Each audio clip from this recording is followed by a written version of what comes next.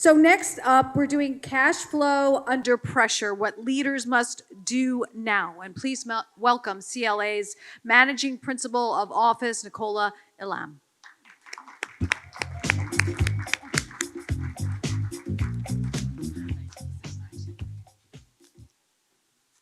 Alrighty. Hi, everyone. I am an accountant, so I do have slides. I'm curious if we were able to get them here at all. Fantastic. Okay, so everyone, break out your calculators. We're going to do, I'm joking, no calculators. We're not an accounting class. Pardon? Fantastic. So today what I want to talk about is cash flow under pressure. I think you can talk to any business, no matter what stage they're in, and you will have heard some stress around cash flows. We just heard it from the bankers there. Thank you for setting me up perfectly. I appreciate it. But I want to know in the room, who here is a founder or a CEO of a business? Oh, thank you. All right. And okay, can everybody hear me okay? Yep, brilliant. All right, so who is in executive management in your business?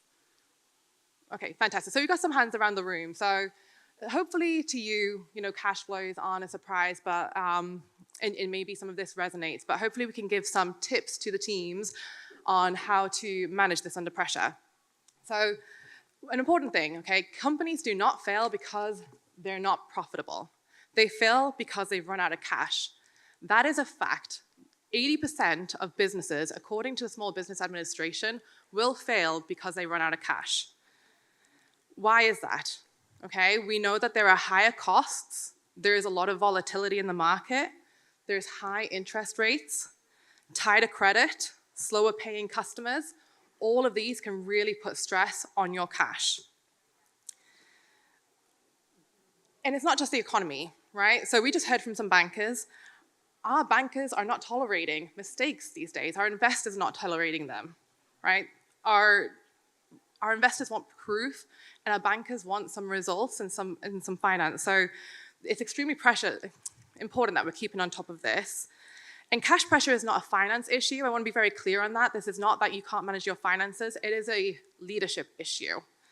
So today's not going to be talking about finance, as I said. It's going to be talking about what the leaders must do now. And we heard from Steve just earlier about how funding was so critical to him in the early days of his business and how he would not be here today without that investment and that cash flow. So real quick, just want to share who I am. My name is Nicola Ellam.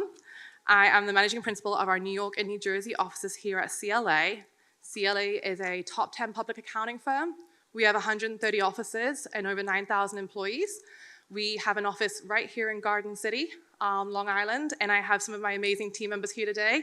I've got Leslie, Jack Hughes, Rhonda, and Paulson. Wave your hands, everybody, so everyone knows who you are. Thank you for your support. Our team helps clients that are in that pre-revenue startup all the way to being multi-billion pre-IPO successes. So we have a lot of experience in dealing with issues from starting up all the way to scalable. A little bit more about me. So you'll see my phone screen. I always think it's fun to share what's on our phone screen and what matters to us. That's my husband and my son, William. I'm originally from the UK. If you thought I had a bit of a foreign accent, that is not a New York accent. I am an accountant. I also am a certified internal auditor. I have worked with FTSE 50 companies and again, all the way down to startup businesses. My specialty is global businesses, so those that have something complex, but that are starting up in the US and need that hands-on help to really succeed here. So where should we focus for today? I have 20 minutes. So we're gonna look at a couple of things, as I mentioned. Where does cash flow pressure really come from? Okay, and what causes it? As I mentioned, it's not necessarily always a finance issue. It can be a leadership issue. What are some of the levers that you can use? Okay, so real hands-on tools and tactical tips here to help you think through and manage under that pressure. And what should strong leaders do differently in the next 90 days, okay? So if you are struggling with cash flow right now, I'm gonna give you some things to think about and implement in your business. I want to point out that the Federal Reserve says that the majority of small and medium-sized firms report payment-related cash flow challenges. More than half say that 1 or 2 late payments could materially disrupt operations. That's really important to be thinking about. what is your customer base like, and what could a delay in payment do to your business? So why is cash flow an issue, right? A lot of the times we hear, well, it's the market's tough, or customers are slow, or rates are too high. That is true, that can be true, but it's not necessarily the root cause of the problem.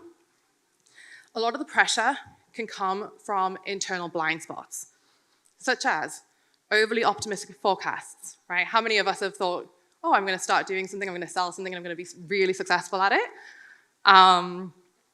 We have weak ownership of working capital. So if you're not managing your payables, your receivables, what cash you have in the bank, you're likely going to struggle to succeed.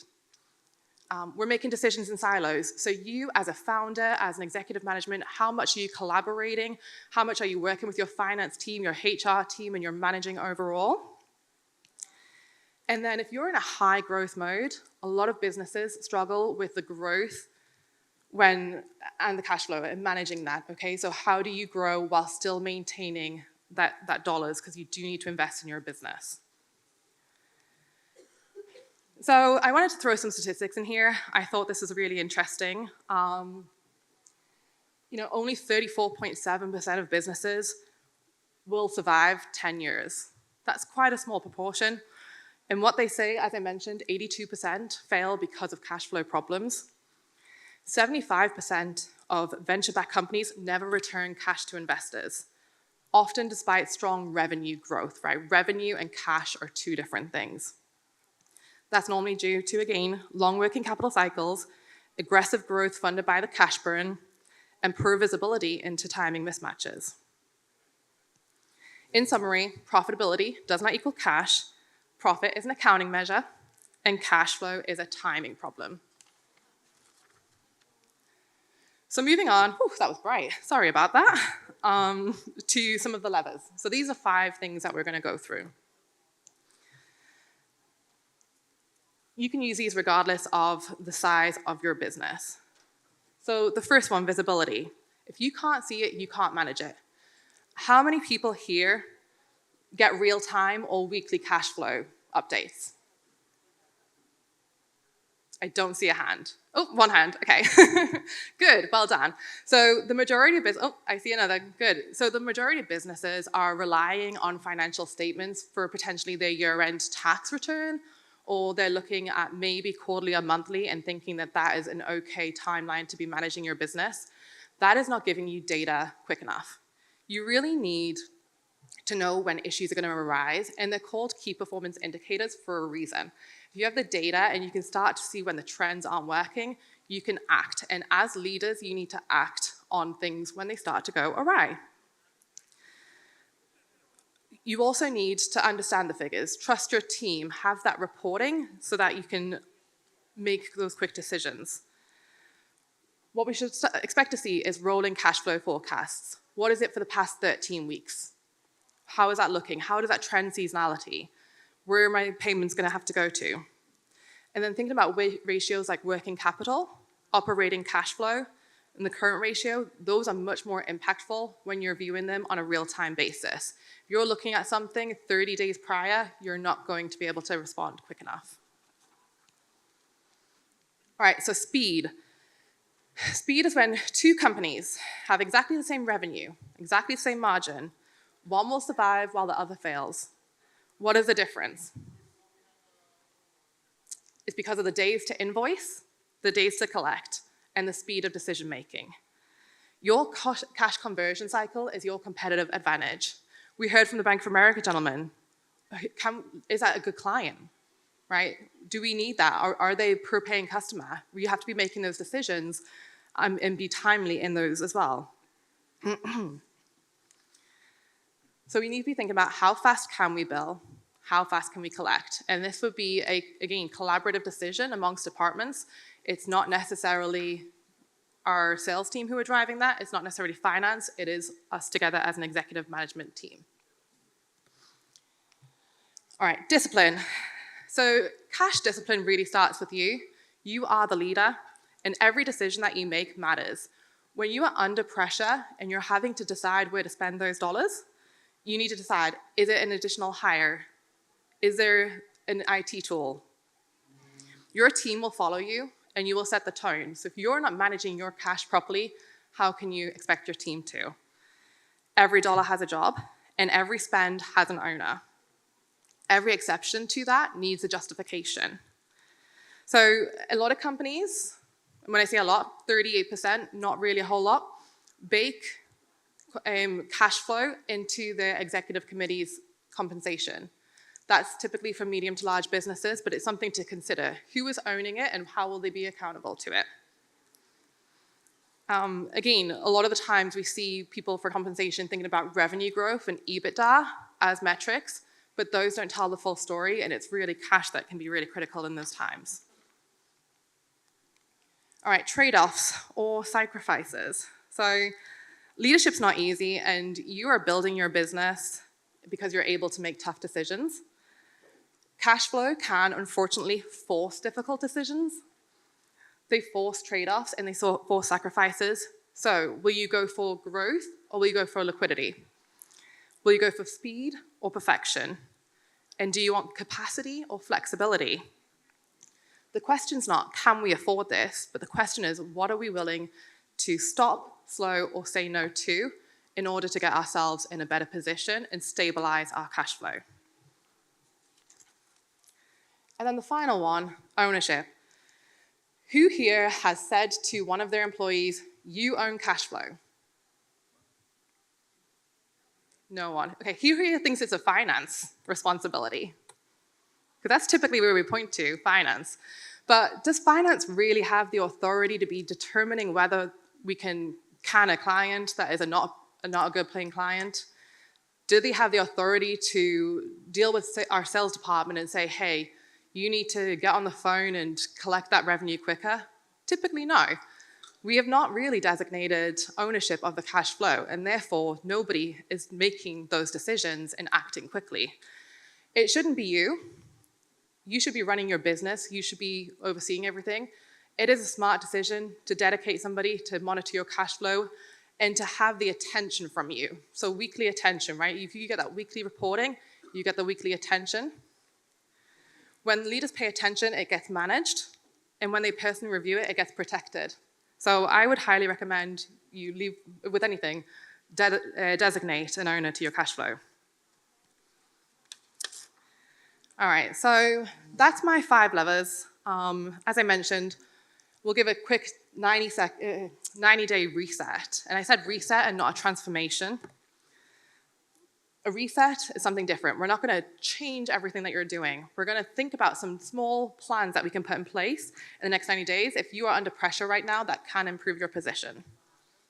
We're going to stabilize, we're going to simplify, and we're going to create options. So stabilize, what do I mean by that?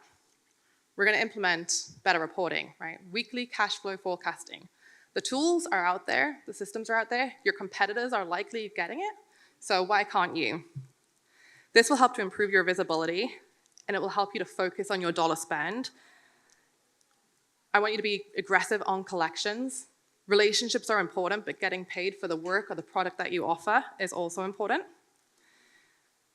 Apparently, according to QuickBooks, 56% of businesses are owed money on overdue payments, and late payments are not a nuisance. They are a structural risk.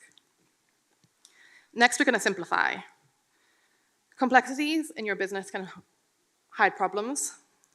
They can slow decision-making. So simpler organizations manage cash better. That's just a fact. You're going to review the low return on investment projects. You're going to put your resources to a better use. So have that empowerment to determine if that is a good client for you or a good customer. You're going to pause any unnecessary initiatives that are not in a stronger position. And you're going to simplify your business and give authority to those to own tasks. And that is ultimately going to create options. Because the goal is not to survive, it's to thrive. Cash will give us flexibility. It gives us options. It gives us greater flexibility in hiring. We can invest more. We can negotiate. And so protecting cash early means playing offense later. Anyone can lead when cash is abundant and rates are low and growth is easy. But pressure is your test. And so ask yourself, Will you face reality? Will you make those decisions early? And will you focus on the facts and not just the hope that things will get better? So have a think. Nobody needs to say this out loud, but have a think. What decisions are you delaying that cash can't afford?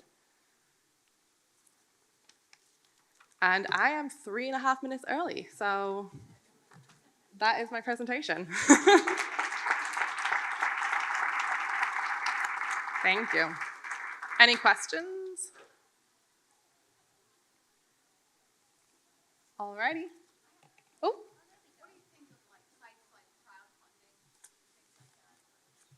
I think that there's definitely a market for it. I think that, again, if you're going to be using outside finance, you need to understand the risks and have the commitment to your investors. But I think that you need to take advantage of the available funding that can be given, depending on your circumstance. And consider, when you're looking at things like that, what is the return expected? What is your commitment?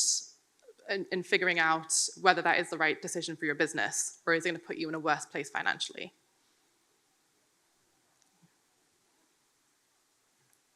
Alrighty, thank you.